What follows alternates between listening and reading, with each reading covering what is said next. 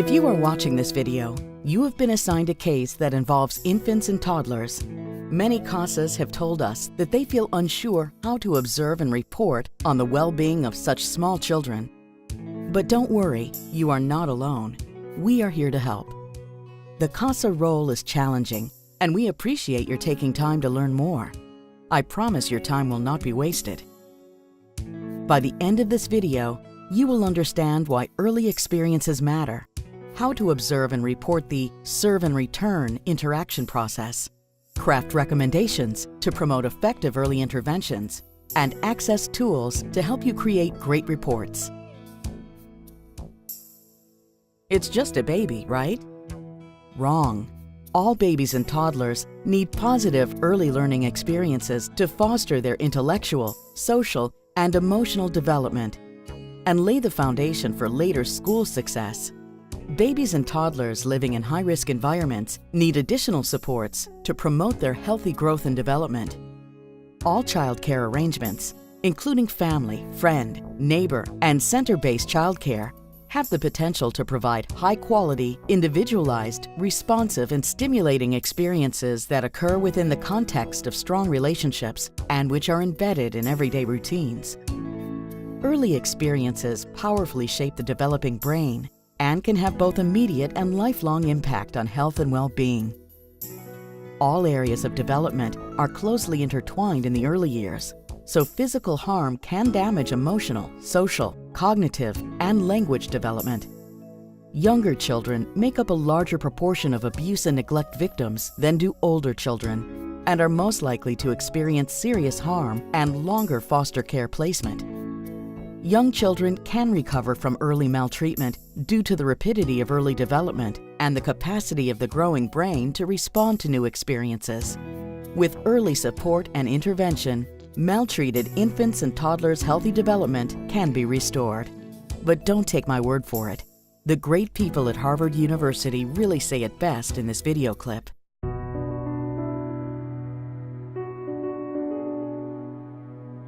Everyone in a community has a vested interest in everyone else's children because everyone else's children determine the next adult population that makes for a successful society. Built into our biology is the need to have responsive interactions with adults. Neglect for children is when they don't get what the brain is expecting to get, what the child is expecting to get, what we are biologically prepared and waiting for, which is input from those around us. It's this back and forth serve and return interaction that literally shapes the architecture of the brain. Serve and return begins when a child looks at something or observes something, makes an utterance, and that represents the serve. And the return is when the parent notices the child doing these things and responds to the child. Under conditions where serve and return is broken, you literally are pulling away what is the essential ingredient of the development of human brain architecture. It was a really compelling series of experiments where they started by videotaping the mother and the baby engaging in cooing and smiling. And then they asked the mother to basically put on a blank face and not respond at all. When a baby is not attended to, that is a sign of danger to the baby biologically. So the stress systems become activated.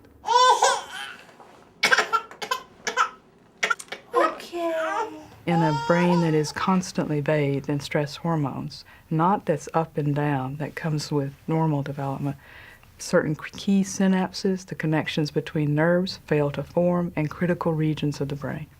So neglect both fails to provide the stimulation that's needed to develop the basic architecture, and when it's at a certain level, is one of the most potent activators of the stress biology of a young child. So you get a double whammy. Science points to 4 categories of this spectrum of neglect. The first category would be what's called occasional inattention, where children experience responsiveness most of the time, but occasionally adults don't respond. There's no harm in that, and in fact, there's probably some benefit. A child can learn to self-soothe and explore the environment, and all of those opportunities build brain architecture. The second category, scientists would call chronic understimulation, is where on a regular basis, children have less interaction with the adults around them than is needed for healthy development. Those children typically, when provided with enriched learning opportunities and more typical levels of serve and return, will show catch-up. The third category is what science would call severe neglect in a family where not only are there prolonged periods of inattention and lack of responsiveness, but often also associated with not being fed enough, not being bathed enough, not having basic needs met. Neglect is a huge problem in the U.S. Children are much more likely to be neglected than they are to experience any other kind of maltreatment. We see the child really being at risk for much more substantial kinds of deficits down the road that don't necessarily get easily fixed or ameliorated. This is where we really need to think about more complicated and often more intensive strategies to help undo those effects. The fourth category, called severe neglect, generally found in institutional settings, is a result of children living in kind of warehoused type situation in orphanages. And it doesn't have to even be as extreme as orphanages. It can be experiences that are regretfully occurring in many, many parts of our country. Often institutional care in this country is under the euphemistic name of transitional care or temporary care or assessment facilities. If you think about what institutional or residential care would look like for an infant, where there's somebody new coming onto the shift every 8 hours, it really alters the development of the child's brain architecture and other aspects of the child's development. We have the potential to change children's developmental trajectories. Interventions can apply to parents, to foster parents or adoptive parents, child care settings, Head Start settings, and other kinds of settings. And really, what they're about is attuning people to the serve and return process. Neglecting young children is neglecting the foundations of a healthy next generation. The community pays a huge price later in terms of the problems of the next generation, whether it be educational achievement, economic productivity, good citizenship, the ability to parent the next generation. All of the things that have to do with a healthy, prosperous society.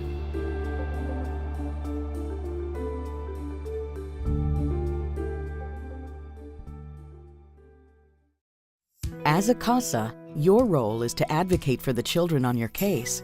But you are facing an added challenge because infants and toddlers can't talk and tell you what they need. However, you can create a powerful picture of each child's interaction with caregivers. These observations are critical to ensuring our youngest children receive effective interventions at the earliest possible time. For example, we know that young infants learn that crying communicates hunger, the serve.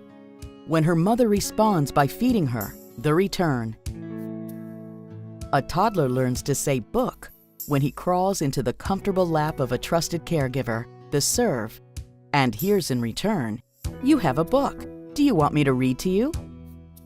A timid 2-year-old learns how to react to an unfamiliar adult as she sees her father's smiling face, and in return knows that she can trust this person. The reverse of these examples are also possible. A child who smiles, but is repeatedly ignored, for example, does not learn that smiling will bring a comforting exchange. This child may eventually stop smiling to invite interaction and learn to mistrust her caregiver as a source of comfort.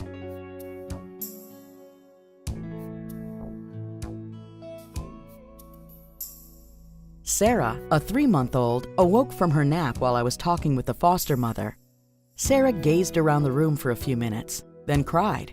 Foster mom picked up Sarah and held her close, allowing her to drowse and meet me from the safety of the foster mom's arms. Juan, an 18-month-old, cries and hides behind the daycare provider's legs each time I visit the daycare.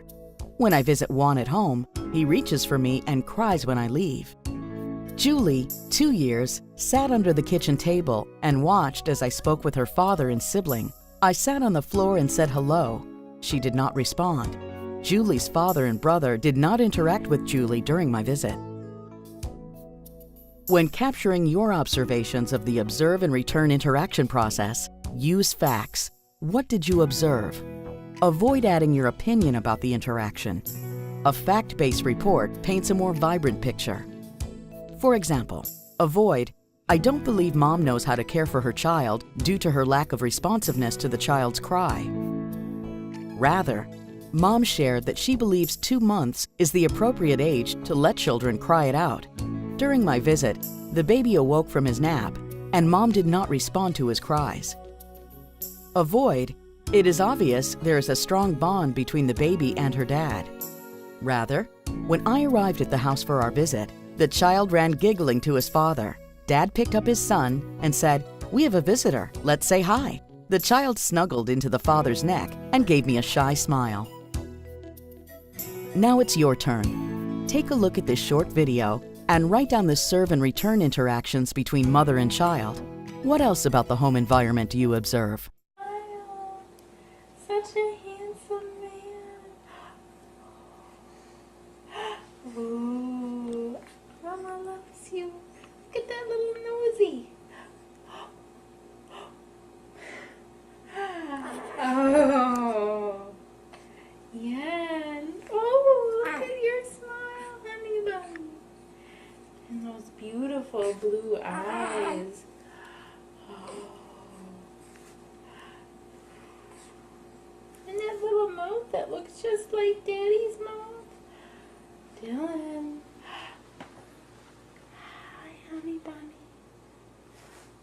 I love you. You're Mama's boy. Oop. Look at these hamsies. Such big eyes. Such beautiful eyes. Hi, Mommy. You my little angel? Yeah. There's my son.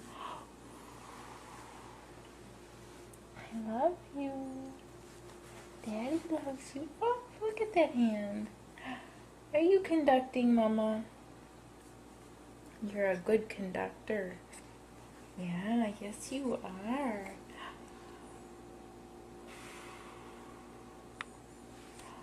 Beautiful baby. Oh, there's my smile. Look at you. Oh. Yeah, such a nice boy. You're everything Mama's ever wanted. You have observed and recorded your observations of the serve and return interaction between the children on your case and the caregivers. Now what? It's time to craft your recommendations for the court report. As with all CASA reports, your recommendations should link directly back to your observations. If you observed, for example, I visited with the mother and child for 1 hour. During the hour, the child remained in his car seat.